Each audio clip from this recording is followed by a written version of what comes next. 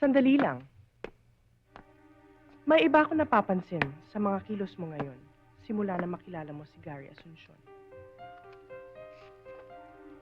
Na ano? Baka nakakalimutan mo, Kelly, na kapatid mo ako at kilala kita. Lahat ng kinikilos mo ay nalalaman ko. At yung pakikipagkita mo kay Gary ay nakakarating na din sa akin. Baka may nangyayari na sa inyong dalawa na hindi mo lang sinasabi sa akin.